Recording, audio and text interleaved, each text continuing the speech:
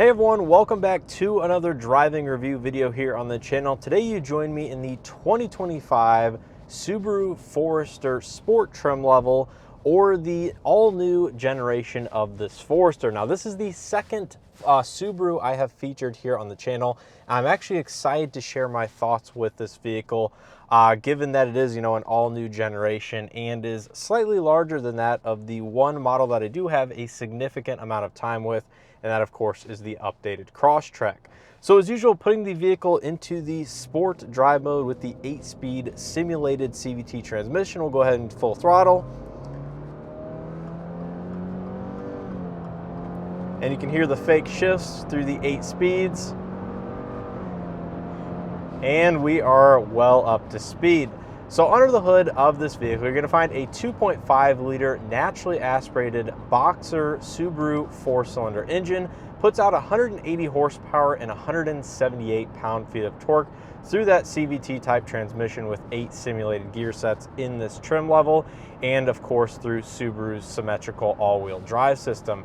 Acceleration is actually very adequate for the average consumer, average user out there, and I really don't have any complaints in terms of, output. I will say the sport response, or the sport mode for the transmission and, throttle tuning is definitely the one that I prefer over the more smooth individual or normal drive mode that you'll find. So if you kind of have a heavy foot or like a little bit snappier throttle input, I would highly recommend, using that smart mode. And it's nice that it's located right here, very easy to access on the steering wheel.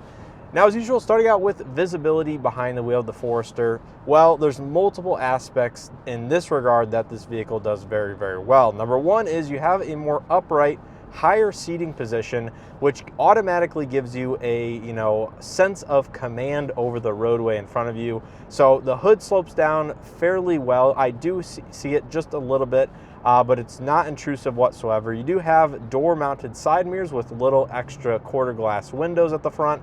So the A-pillar is relatively small. You can see around the mirror on both the left and right-hand side. No issues whatsoever. Of course, looking over your shoulder, you do have large side rear windows, and then in the cargo area towards the C-pillar, again, you have a good amount of glass back there. So visibility all around, not an issue.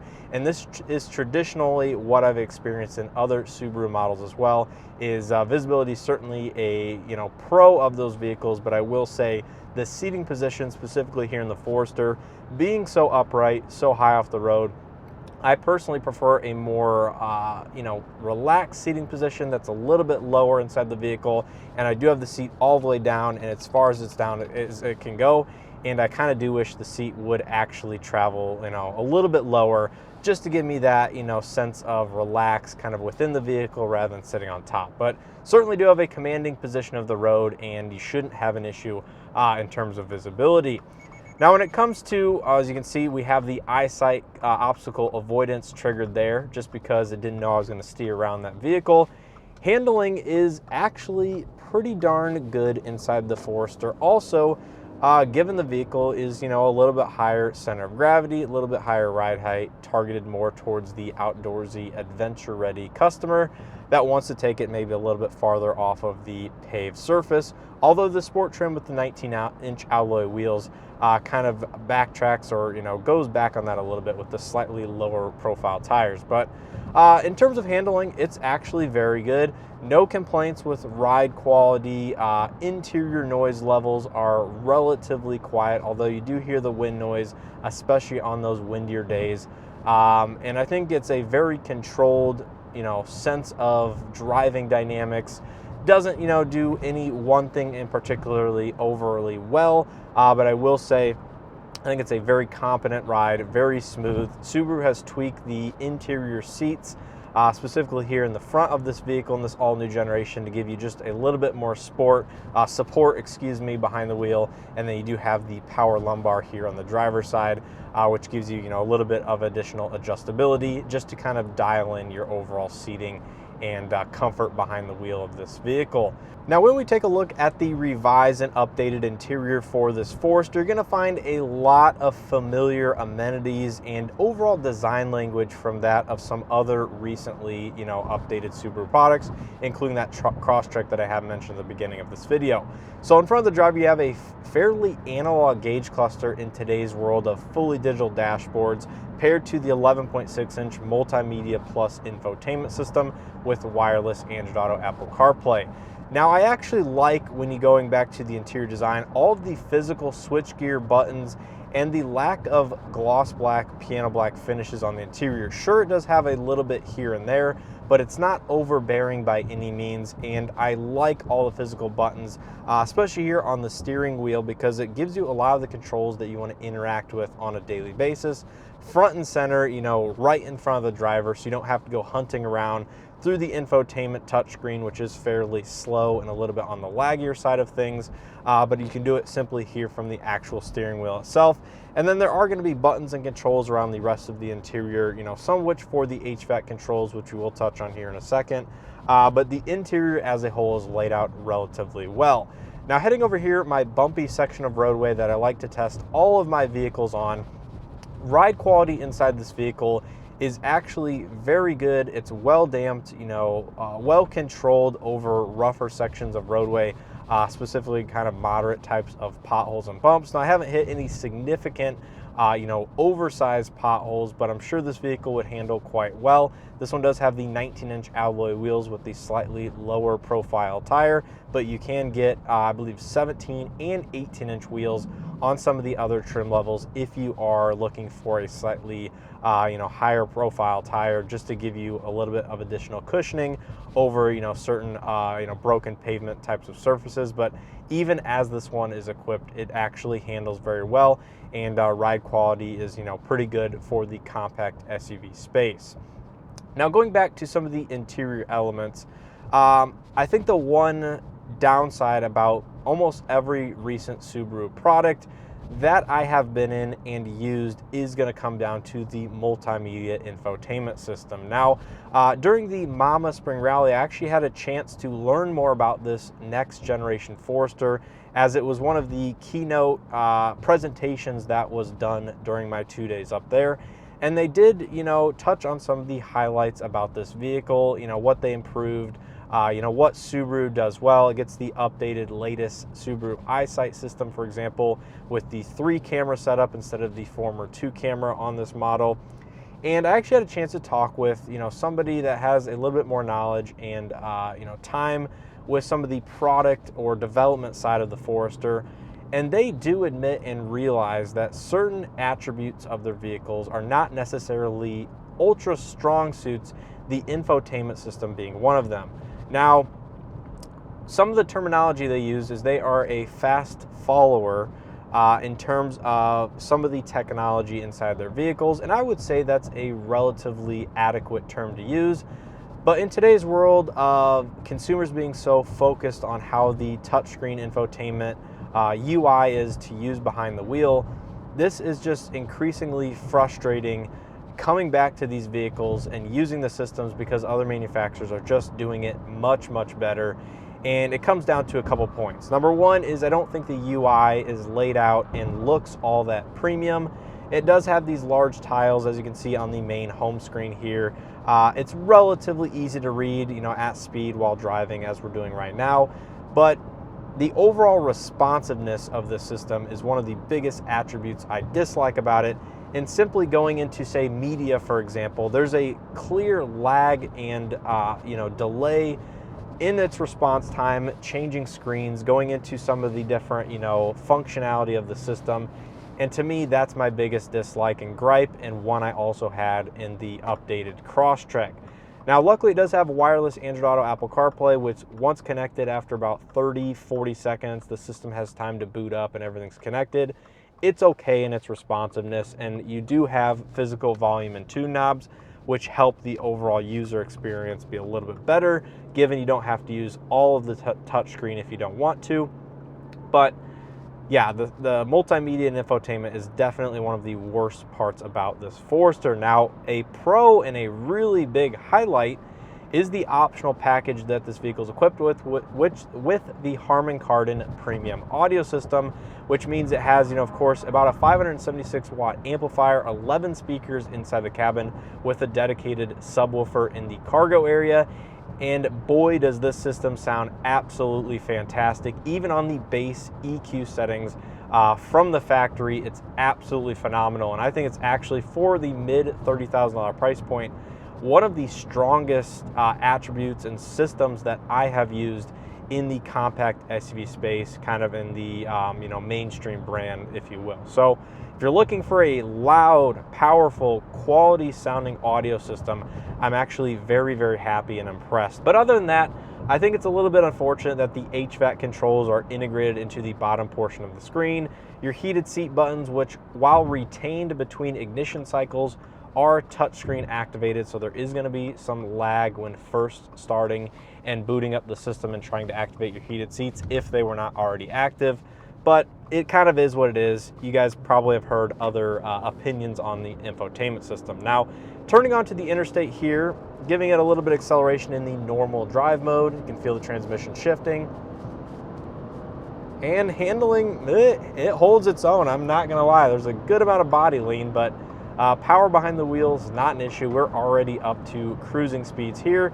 And activating the cruise control with the adaptive functionality is very easy. Simply turn on the cruise control, set your set speed and your distance for the eyesight technology, and you're off and going. Now, it will automatically activate the lane centering assist, and we are coming up on the semi here, so the system will automatically pick up that vehicle and start to match its speed as we get to the set distance. But the driver assistance technology inside this vehicle, even with the latest eyesight, isn't going to be class leading by any means. It's one of the other attributes or qualities of the Forester where it's good, it works reasonably well, it does everything for the most part that it's supposed to, but at the end of the day, it's not class leading. It doesn't do anything, I would say, exceptionally well in terms of especially the lane centering assist systems.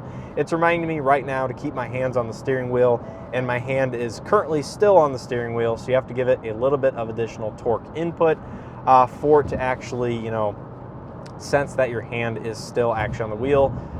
So overall, I think it's an okay system. Adaptive cruise works good. It has, I think, 4 different distance settings for the adaptive cruise, and overall I don't think there's anything really to complain about, but it's certainly not going to be, again, a class leading feature. Now, I don't know if you guys can pick up all of the road noise that's coming into the cabin, but I hear a decent amount of tire noise, a little bit of wind noise. It is actually a fairly calm day in terms of wind, so it's not a windy day. But out on the interstate, I don't think it's going to be any louder or any, I guess, quieter than that of some of the other, competitors in this segment. It's certainly not going to be bad to road trip if you need to, or want to take this vehicle on cross distance or longer distance road trips. So I think most people would find it more than acceptable in terms of noise levels inside the cabin at highway speeds. Now, in terms of fuel economy, I did take this vehicle on a little bit of a road trip, and I managed to get about 25 mpg going about 75 miles an hour. Now, I will say it was quite windy on that day. This vehicle is rated in the about 32 mpg on the highway, 25 in the city. So to get 25 mpg on the highway with the significant winds really wasn't unexpected at those higher speeds. And I would say fuel economy, you're going to be right around the EPA ratings. It's saying about 23 mpg in my total time over about 260 miles.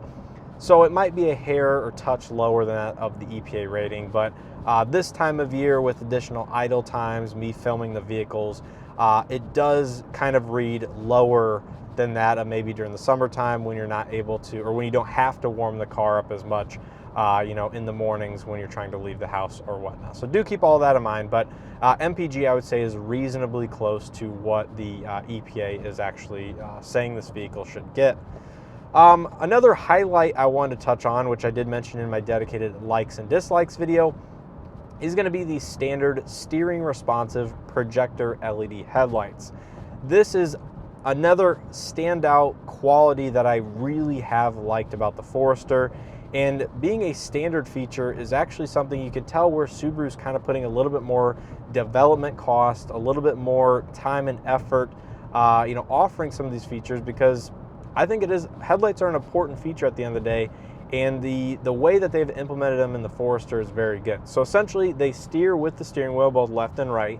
They also have automatic leveling functionality, which works not as, regularly leveling them over hills or whatnot, but also when the high beam is activated, they will raise the headlight beam up just a little bit and actually focus more light down the roadway than that of right in front of the vehicle. So what's nice about this is, while using the automatic high beam assist function, which is also very, very good and very responsive for oncoming drivers, both on and off, it will raise the headlight level up just a little bit and give you a nice uniform amount of light in front of the vehicle. So I think the headlight performance, both because it's a steering responsive as well as has the automatic leveling for the high beam assist function, makes it better than average in terms of forward lighting. So if you do a lot of nighttime driving or just value headlight performance, this vehicle is actually one of the better ones, again, with the additional feature set that you don't normally find, not only in this price point, but also in this segment of vehicle. It's kind of weird how dynamic light situations has started to go away over time.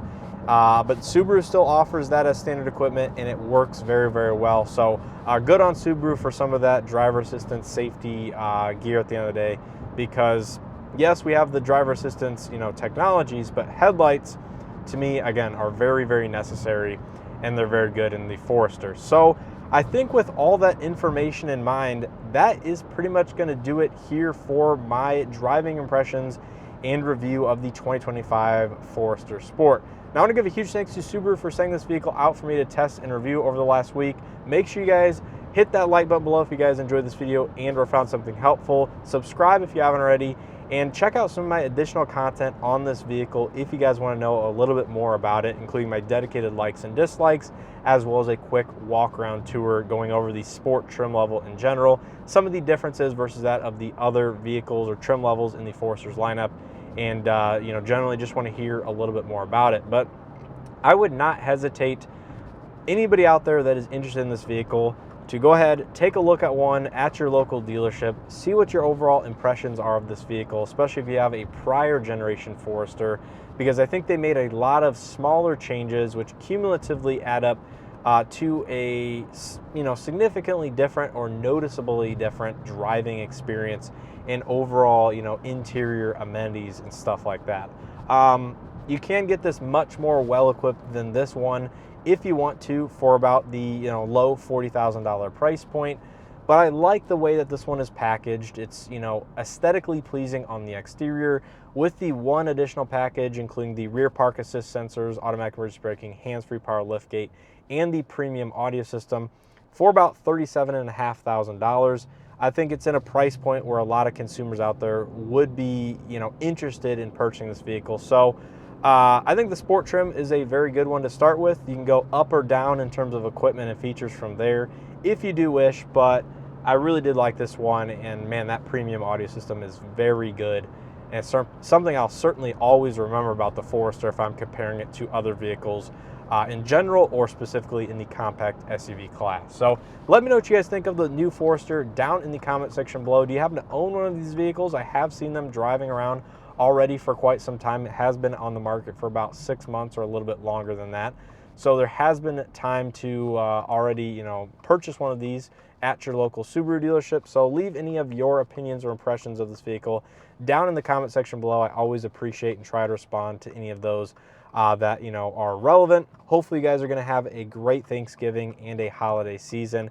And with all that being said, I hope to see you guys in the next one.